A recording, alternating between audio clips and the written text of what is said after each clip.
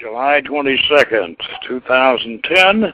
This is the Hermetic Hour, and I'm your host, Poke Runyon. Tonight we're answering your call-in questions on our last show. That was about European magus Franz Bardon. Now, in between calls, we're going to discuss the oldest, the most famous or infamous of the magical grimoires, called The Aim of the Sage or The Goal of the Wise, and it's more popularly known as Picatrix. Now, I had a little note in the abstract. It's Picatrix, not Pick Up Sticks and Other Books of Dirty Tricks. That's from our There Ain't No Necronomicon ditty, which we read for you some time back. Now, this Picatrix, this once forbidden tome, at least it was forbidden in English for quite a while, is now available, translated from both the Arabic and the Latin medieval texts. Now, we'll discuss the Harranian Sabian contribution to the Picatrix, the Spanish connection, and if this sounds like Greek, well, it's that too, because the Arabs preserved the wisdom of the Greek philosophers, and that figures in Picatrix. The Pythagorean and even the Platonic, Neoplatonic philosophy figures in there. So, we said, tune in and find out how to get scorpions to sting themselves and how to grow smart plants from human skull pots, along with some profound Hermetic philosophy and astrology that fights back and has a bite of its own. So, Picatrix is our point of discussion tonight, but we're taking calls on, especially on the last show. So the guest call-in number is 1-347-857-1830. So if you have any questions about the Franz Bardon show or any one of the shows that we've had, just give us a call and we'll take your calls and we'll discuss what you're interested in. But until that happens, let's get into Picatrix. Now, Picatrix was the great granddaddy of European black books or books of sorcery, the grimoires. Picatrix came before the various versions of the Key of Solomon. It certainly came before the Lemegeton and before the Grimoire of Honorius and all the rest of these. And it was originally written by a mysterious Arab sorcerer, probably down in Morocco or in southern Spain, in the 9th century. And this was the era of the troubadours. This was before the Crusades. This was when Spain was 2/3 of Spain was under the aegis of the Umayyad Caliphate, and Granada and Cordoba and these various southern Spanish cities were Muslim, and yet at the same time, the Umayyad Caliphate in Spain was very, very liberal, and they were trying to get along with the Europeans, and they were remarkably civilized and learned, and where the Europeans weren't. So if you wanted an education in those days, you packed up your satchel and you hit the road for southern Spain, and that's where you got a decent education back before the Crusades. Now, in that wonderful almost paradisial sort of situation, that beautiful Umayyad civilization in southern Spain there, they had Arab doctors, and they had people teaching astrology, and they had people actually giving courses in these universities that they had, giving courses on magic. and the Jewish rabbis were teaching the early forms of the Kabbalah, and they were. This was just a wonderful place to learn all these arcane sciences, and to learn them not in a back alley kind of a way, but I mean really on a high level. Now, one of the things I would point out, though, about the book Picatrix and what it contains is that even in the Umayyad Caliphate, Arabs themselves, Arab Muslims, were having a difficult time professing astrology and professing magic, and they were having a difficult time because of the restrictions of what passed for Sharia in those days. And so there was the teachers of this astrological magic, the teachers of this that are featured prominently in the Picatrix, were not really Arabs, and they weren't even Muslims. They were Harranian Sabians. Now, we mentioned this, I believe, a little bit last week. We'll go into it a little bit further because, of course, it's the key to Picatrix in many ways. Yeah, at least the astrological magic and the planetary magic of Picatrix. Now, you may recall I mentioned last week that over in the between the Tigris and Euphrates, up there in the headwaters of the Tigris and Euphrates, what's now right over across the border from Iraq and Turkey, was a very, very ancient city called Haran. Now, Haran was where Abraham in the Bible, if you recall, he made souls in Haran. Abraham passed through Haran on his way down into Canaan. Haran was called the city of the moon god. That's sin for those of you who have done so recently. And the Haranians preserved the original astrology from way back when the zodiac got started, back around 4,500 years ago, or maybe twice that long ago, and they preserved this astrological magic and this ancient astrology, and they were star-worshipping or planet-worshipping pagans, and they maintained these traditions, and all the way up until the Middle Ages, when Muhammad, the early Middle Ages, when Muhammad had his revelation, and then when they were confronted by the Muslims, especially this, as the story goes, this Muslim emir rode up to Haran with his army, and he informed the Haranians, the very ancient philosophers, and he said, "Well, you people have a choice. You can be Christians, you can be Jews, you can be Muslims, or you can be Sabians. But you're going to have to be one or the other, because when I come back next year, you better make up your minds which you are, because otherwise you're going to be forcefully converted to Islam, or we're going to take you out and kill you or sell you for slaves or whatever." So then he left off on his conquest. And the Haranian philosophers took counsel, and they said, "Well, we don't want to be Muslims, and they can't. For Muslims, we can't do what we do.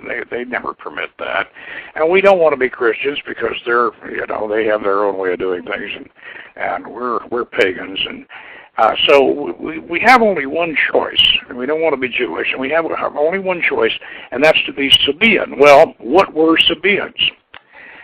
Well, the Sabians were the land of the Queen of Sheba, down there in what is now Yemen.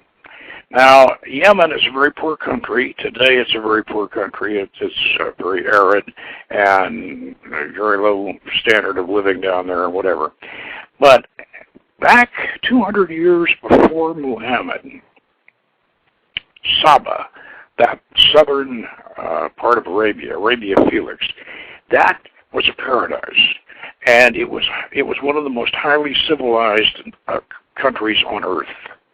And it had been for 1,500 to 2,000 years.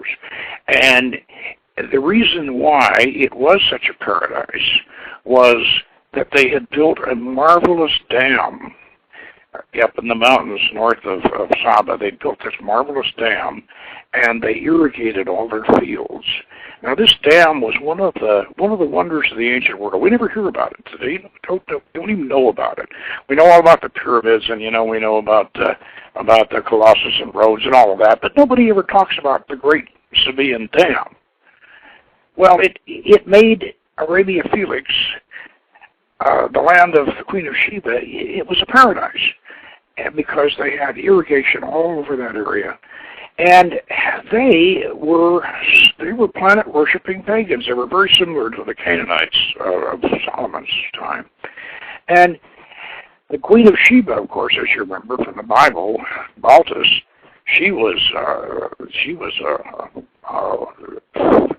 very wise and a very, very highly educated woman. According to one tradition, she made a monkey out of Solomon. The Queen of Sheba, her empire extended all the way over into Ethiopia. That was one of the reasons why Ethiopia retained so much civilization, and all was because of this connection with Arabia Felix. Now, a couple hundred years before Muhammad launched his ministry, the dam had silted up to such a degree that they couldn't repair it, and it finally broke loose, and that was the end of Saba. So by the time Muhammad came in, the Saba was destitute, but they still had that wonderful civilized tradition. So Muhammad in the Quran exempted the Sabians from forced conversion. He gave them the special privilege that they did not have to adhere to Sharia. They could maintain their own customs. So the result of this was, and of course the Harranians up there in Haran, although they weren't South Sabians, they thought, well, this is what we're going to be. We're going to be Sabians. And they just, because they knew about the Queen of Sheba, of course, and all that, so they decided they would. So, but there weren't any books left of the Sabians. Their knowledge had seeped in various ways, but there was no scripture.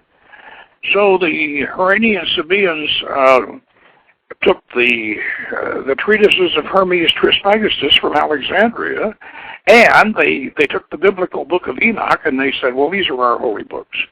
So you can see how this eventually infiltrated through Spain, because what happened was these Sabians, especially a very famous Sabian by the name of Thabit ibn Qurra. I believe Harryhausen made a villain out of him in one of his Sinbad fantasies. I think Tom Baker played the part. But Thabit ibn Qurra was not a villain. He was a Sabian wizard, and he's the Sabian wizard that we know the most about. But these Sabian wizards, astrologers, teachers of astrological magic, planetary magic, they taught at the universities in Spain. They taught at the universities in Baghdad. They were the magicians of the Arabian Nights. Now this, Picatrix itself is not all Sabian. In fact, it's probably not written by a Sabian, but what Picatrix is a compendium of big compendium of all of the magical lore that this one anonymous is one anonymous Arab, Moorish, or Arab Spanish wizard put together.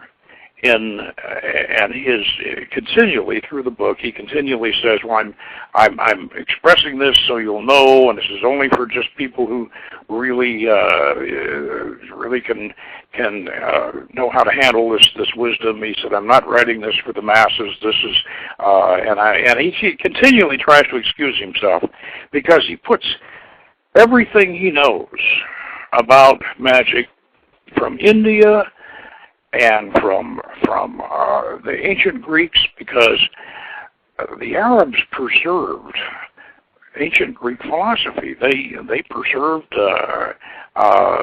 they even mention Empedocles, so there's the ancient Greek that first discovered or promoted the five-element theory, which is the basis, for the Hermetic proposition.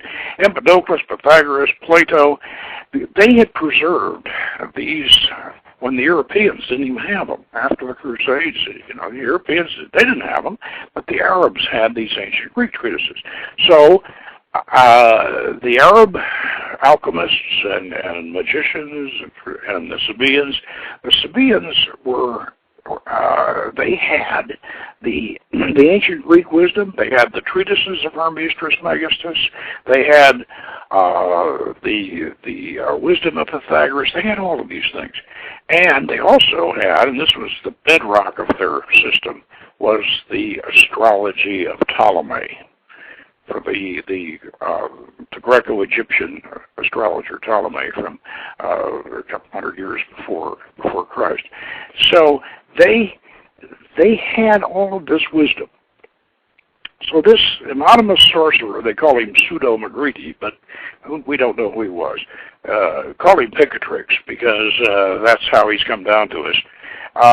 He put all this together in this great big book, and this became the Arabic version.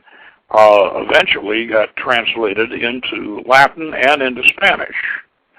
And the Latin version of it was the standard text that all the European magicians used as the bedrock for what they were coming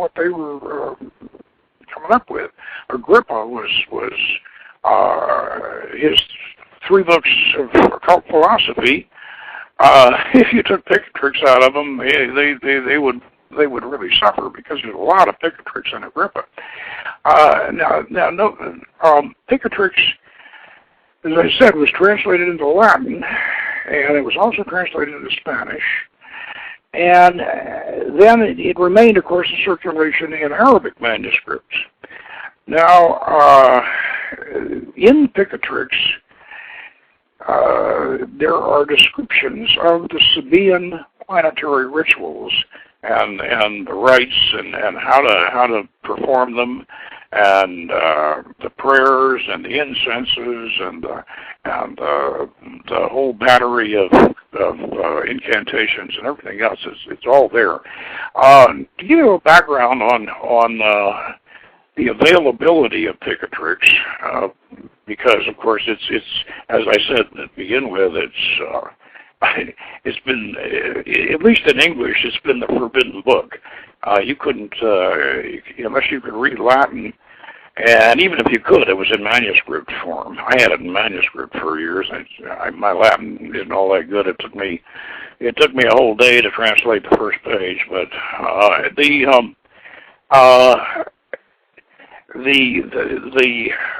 the thing about this is that it was in Latin manuscript at the elbow of Cornelius Agrippa and John Dee and Trithemius and all the rest of these magicians. They had copies of it. It was dangerous to have it.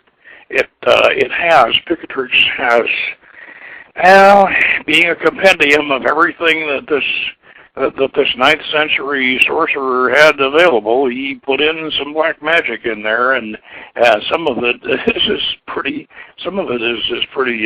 pretty blood curdling, because but he would say, of course, I don't recommend you do this, but this is what they do, and then he would go into this business of, well, if you want to become more intelligent, you can plant a certain seeds in a human skull, and you can bury the skull, and then the seeds will grow from the human skull, and you'll have the fruit, and then you can eat it. That'll make you smarter. Well, and of course, if you want to make somebody stupid, or you put the seeds in a donkey skull and you bury that, and then when the fruit grows up and he eats it, he's gonna be dumber, and that's that's not as bad as it gets, but that gives you an idea, And these things are kind of like folk remedies.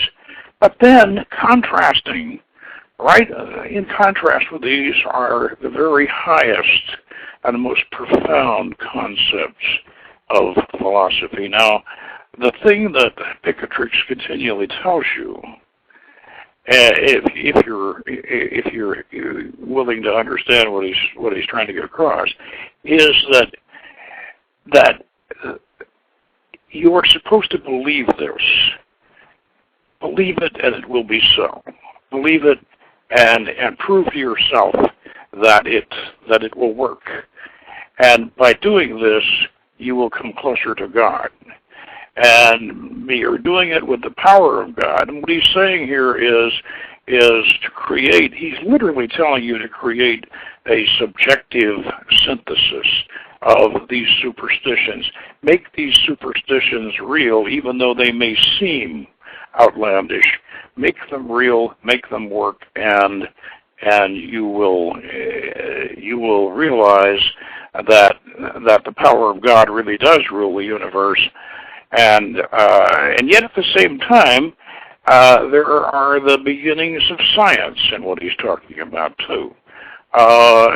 This is a very complex thing to realize, but the idea that these people had was that astrology, that you were the center of the universe, the Hermetic universe, and your universe, if you could see these planets and the stars up there, and you could see them, they're in your universe, and they're part of your universe. Now, if you can arrange your affairs and arrange your wishes in the way, at the times when they're the most powerful, and at the times when they give you the right advantage, you can literally accomplish miracles.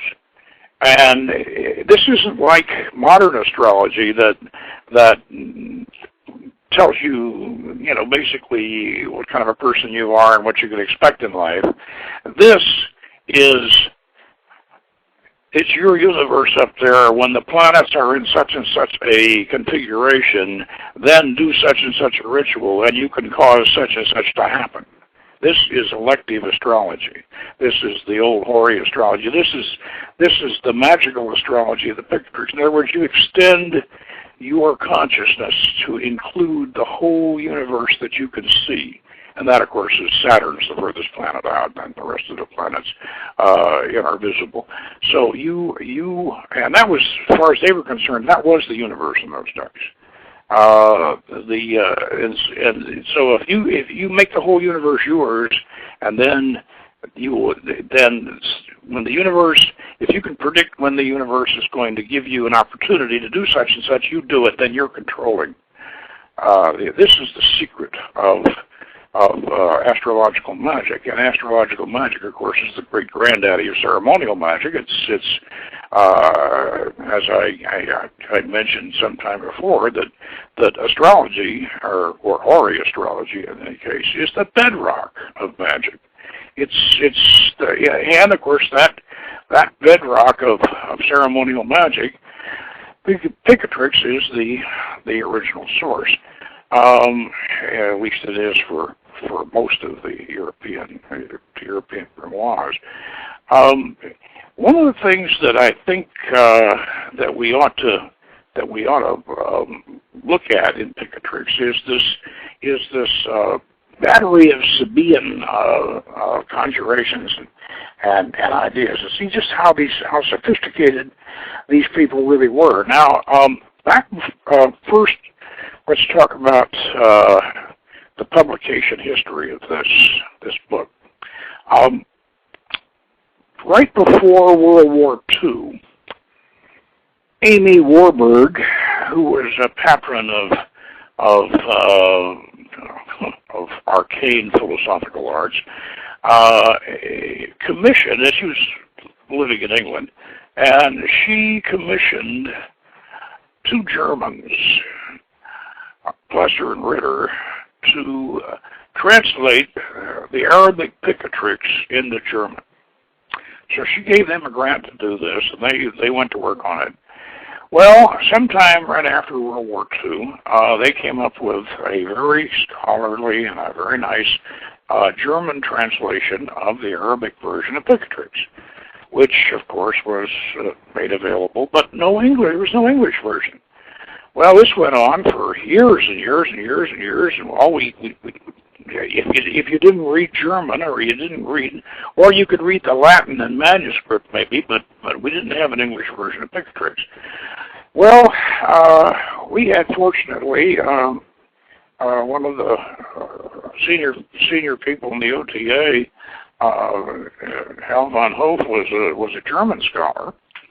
So what we did was we had Hal, which he very much enjoyed doing, take the Sabian section out of the Picatrix, which is the planetary prayers and the planetary rituals, and translate them from the German version into an English version, which we published back in 1999 in the Seventh Ray, our journal.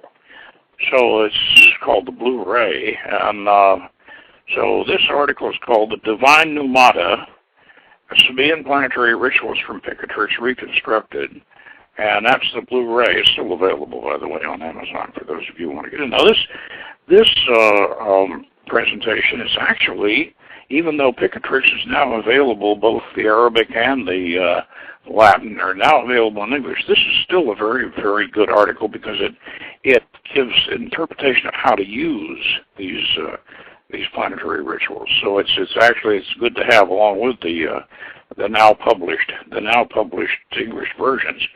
Now that was the first publication in English, was our Seventh Ray. Well then,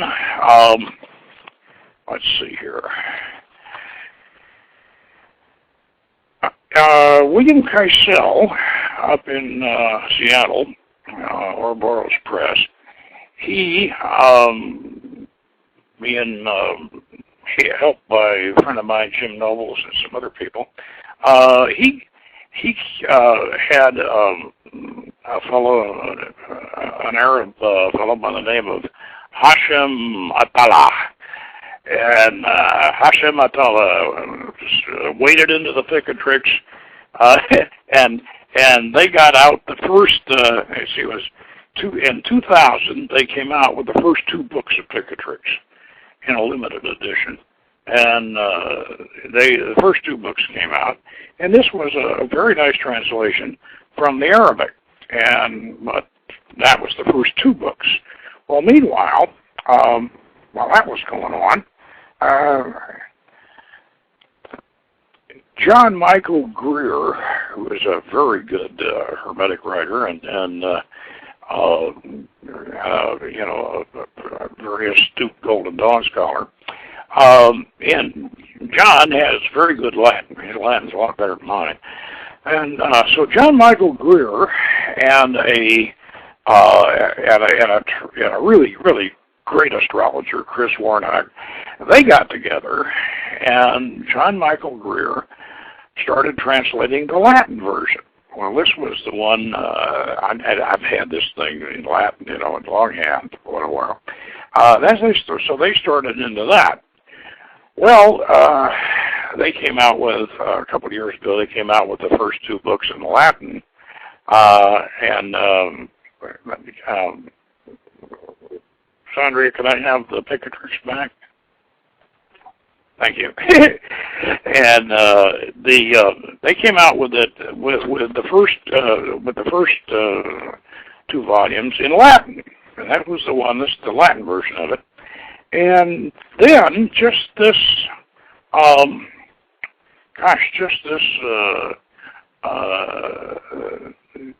guess about 4 months ago, I got an email from a friend of mine way out of the area, and said, "Hey, you better get a hold of the Greer and Warnock's Picatrix. It's out, the whole thing." So sure enough, they have the entire Latin Picatrix translated and beautifully bound and illustrated, by the way. And it's beautifully illustrated by Nigel Jackson. And these illustrations look like they look like they're right out of the Arabian Nights. They're just beautiful. And this is a really beautiful job. Now, let me, and we got a caller? Good. Okay, plug him in. You're on the air. Who am I talking with? Good evening, Poke. This is Mike Downs from Georgia. Oh, hi, Mike. How you doing? Pretty good. How you doing? Wow, we're swinging along here. What is your question? Okay, wanted to ask a question about Franz Bardon. I got a couple of questions, actually. I got one, or a theme for myself, and then another one from Elizabeth.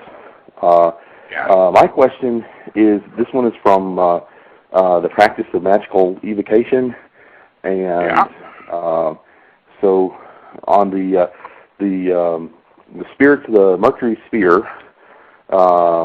Which sphere was that?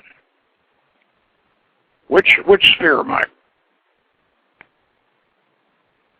Are you there? You lost him. Mike? Well, it looks like we lost him. What? Okay. Anyway, he'll call back, and well, I'm not hearing him at all. Well, anyway, if you're not hearing him either, right? Okay. Let's let him call back then. Anyway, to continue with the Picatrix, the Sabians were very eclectic, and if you go through the Sabian incantations for these different planetary spirits, they they're actually calling on the gods in all the different traditions that they can think of, and this is really talk about almost an international approach or an intercultural approach to this thing, and you realize how sophisticated these people really were.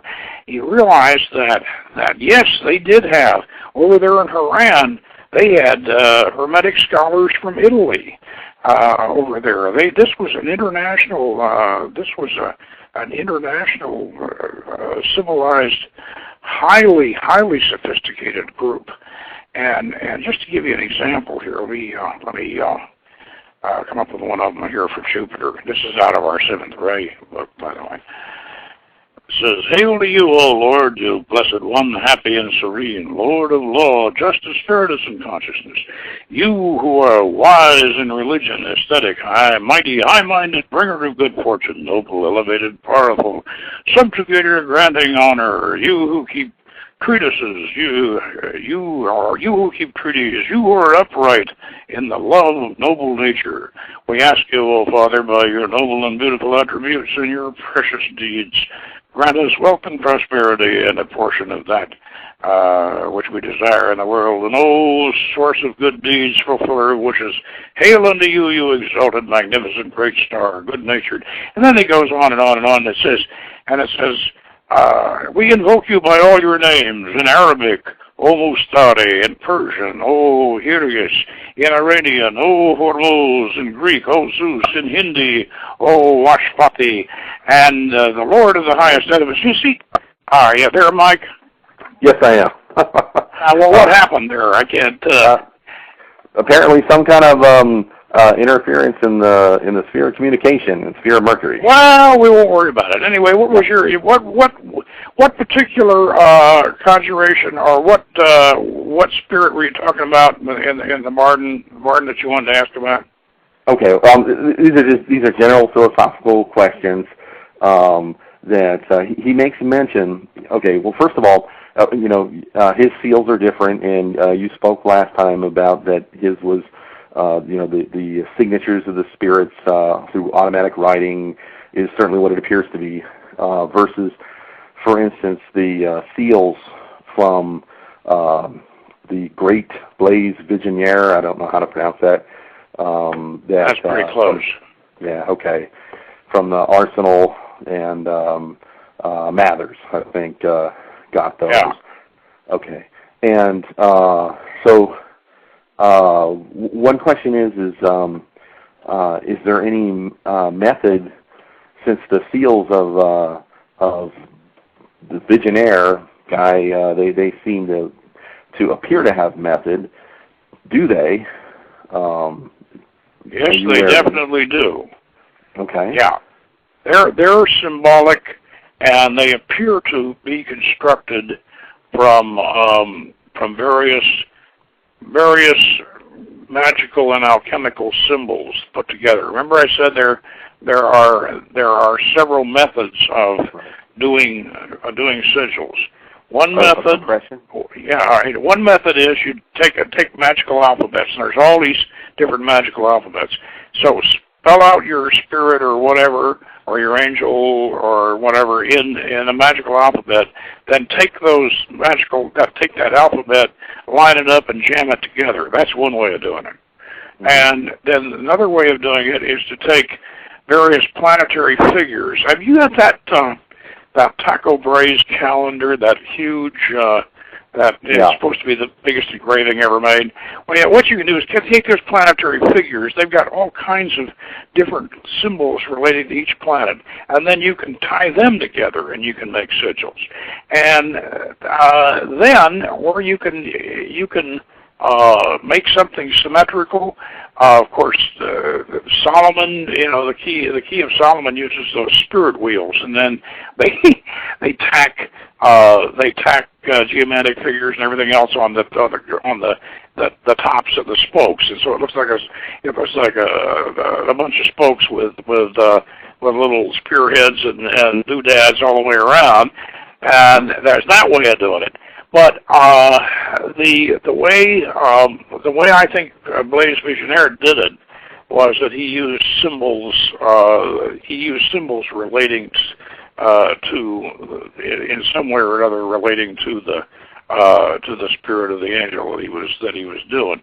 He was one of these people like Trithemius, who was a cryptographer, by the way. Okay.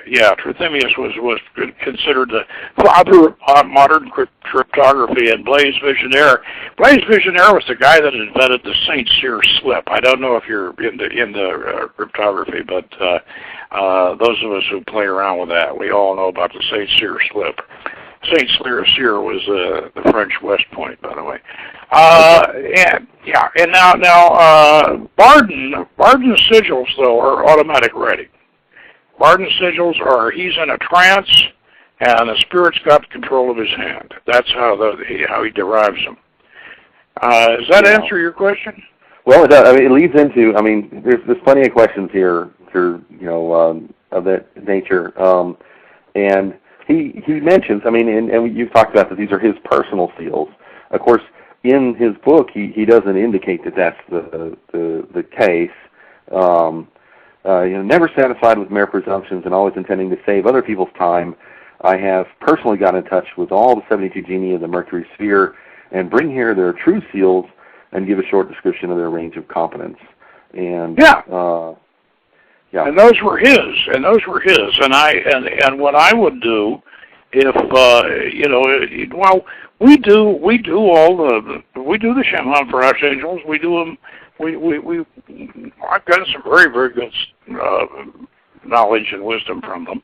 And we do them, and what we do is we use Blaise Visionaire's sigils because I kind of feel like Bardon's sigils are his own. As I said the other night, Bardon doesn't mention, as I recall, he doesn't mention the Liber Spiritum. You'll find it in the Magus, by the way, if you find a chapter of it in the Magus. The Liber Spiritum is what the magician is. It's the magician's signature book. It's his book when he contacts a spirit, and you should do this. Use a sigil, use Blaise's sigils, or use Bardon's sigils if you want. But then when you get the spirit, you got your book. You have the spirit sign the book the way you and he want the spirit to sign the book. Then that's your sigil, and that's your. It's not a pact, although as I said, that's where the Faustians got the idea for a pact. But it's your personal relationship with the spirit.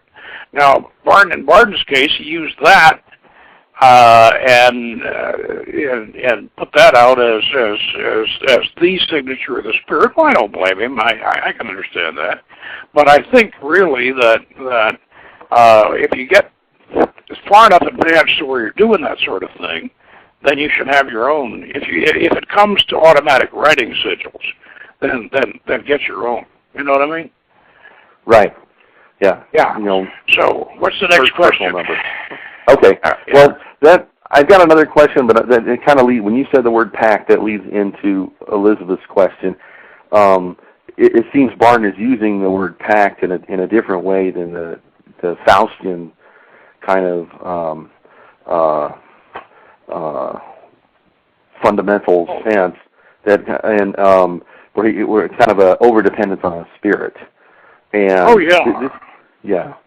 and certainly, the obvious understanding would definitely qualify for that, but it seems he kind of takes it a little bit more subtly. And I'm just kind of curious. So this is Elizabeth's question. Is he talks a lot about in a dire warning section on what can happen, and he mentions. She's got a passage underlined for me that she wanted to ask about. It says, if the hypnotist or spiritist has not undergone any magic training, and if, therefore, has not the necessary degree of magical development and maturity, the health of the medium is endangered in both cases. And she wanted to know, what does he mean by that? What kind of things can befall? What does he mean by that? Yeah. Well, now, one thing, I don't know which translation you're using, whether the newer one or the older one, but the use of the word medium is probably not the word that's used. Although Bardon does mention at one point, if he says in that Venus Hagiel operation he describes, he says, well, you can bring it to physical appearance if you can materialize. Now, in those days, they still held this idea of ectoplasm. And, it's perfectly possible that people really genuinely could produce ectoplasm. I personally, even if they could, I don't think they should. But a medium, see, back in the days of spiritualism, these mediums opened themselves up to just about everything, and they didn't no protection whatsoever. They didn't do any protective rituals at all, and most of them were in very poor health. And the more spirits they materialized, the worse their health got. And so I think this is what he's talking about is the in the case of a medium, it's spiritualist mediums are not healthy people, and not unless they're fake, and of course a lot of them are. But the exception to this was Frederick Hockley, who was both a spiritualist and a ceremonial magician, and he would never summon any kind of a spirit without having a circle drawn, having a kind of doing some form of a protective ritual, but he was an exception. Most of the spiritualists just had no protection whatsoever. I think that this is kind of what Bardon's referring to. You have to firmly establish the bounds of your protection and the conditions of your contact. I know from personal experience with myself at one point and with students.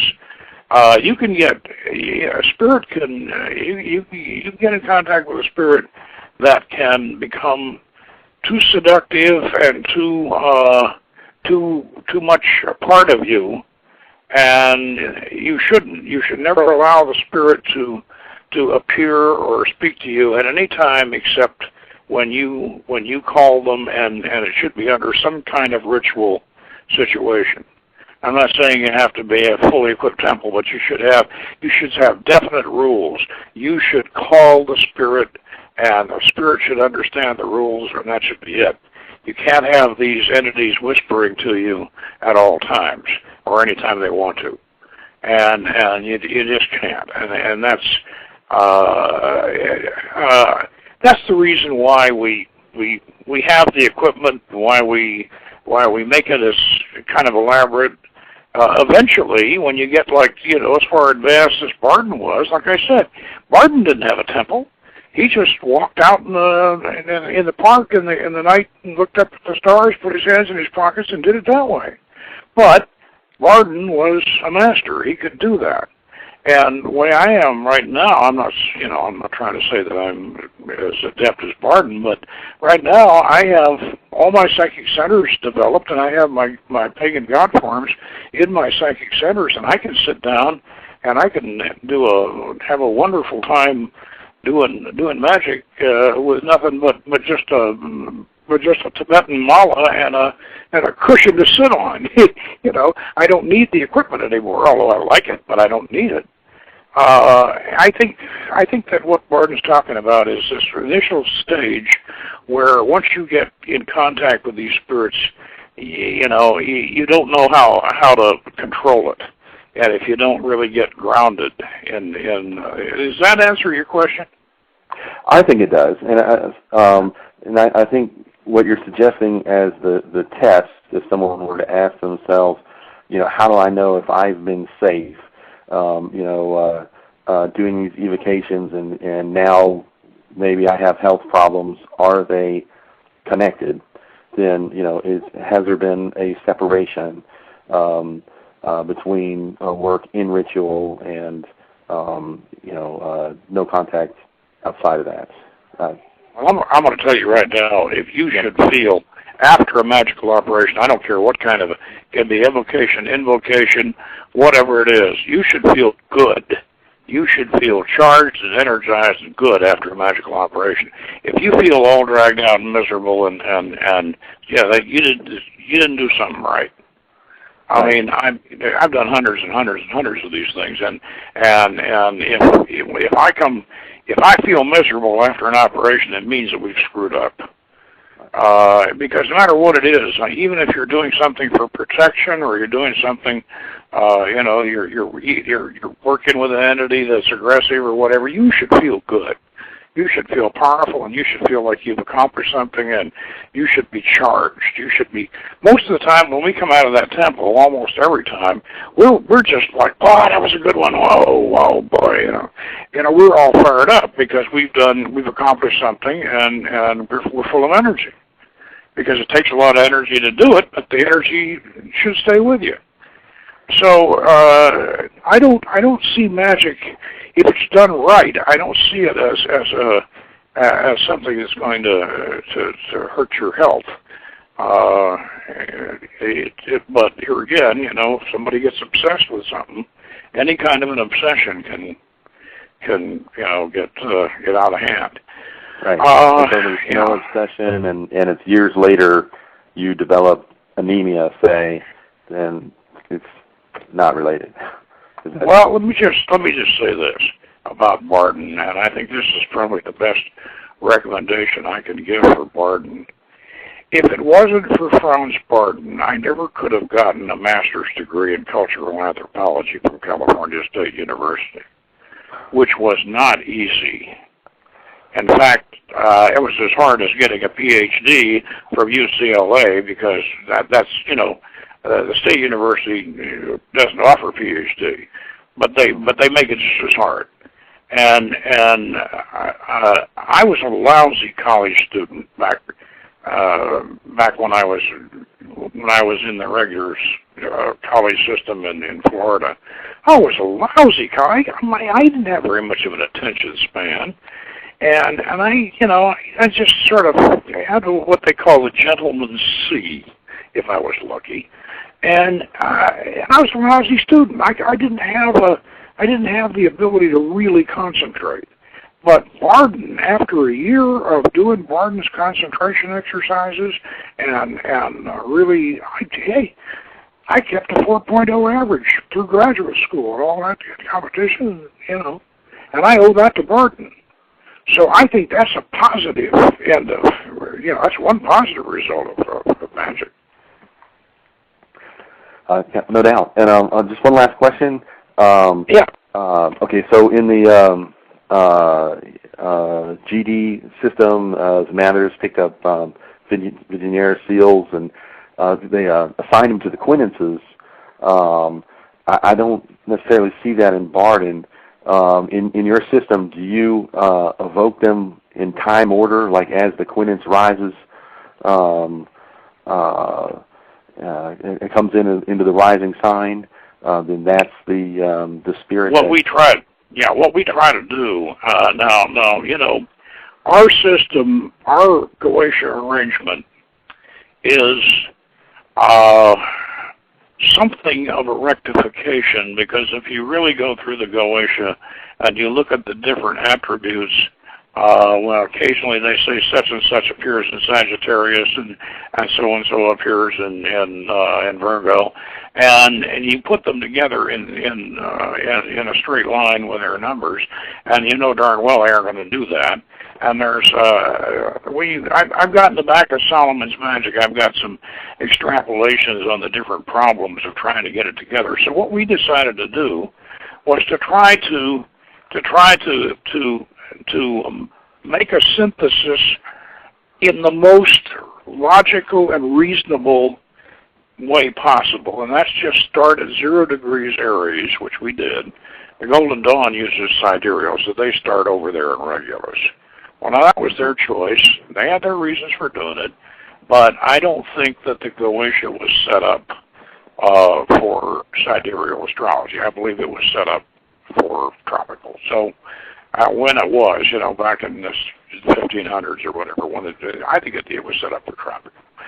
So we just run it right on around. We made that one little change with Astarte. We switched her over so she'd be opposite of Paul, but that's our little thing, forgive us for that one. But the rest of it runs right straight around, and then you have a particular one that is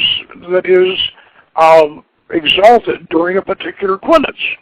And so during that particular quinence, we just go ahead and do them, and we don't wait for the planetary hour or anything like that. I'm not saying we shouldn't. We probably should, but we don't. but we follow that, and it, you know, I know that we're probably not exactly right, but then on the other hand, it's an elegance. It's the elegance of it. You see, you try to make it elegant, and then we have the Shimon Parash running the same way. And we found out that as long as you do it when the moon, and the one big thing with Goetia that you really have to be careful about: don't do them when the moon is waning. You know, the moon is very, very important. Moon phase is very important in Goetia. And in fact, it's the most important. Now, according to Picatrix, the moon is important in everything. And the moon is the closest that we have to the Earth, and it reflects all the planetary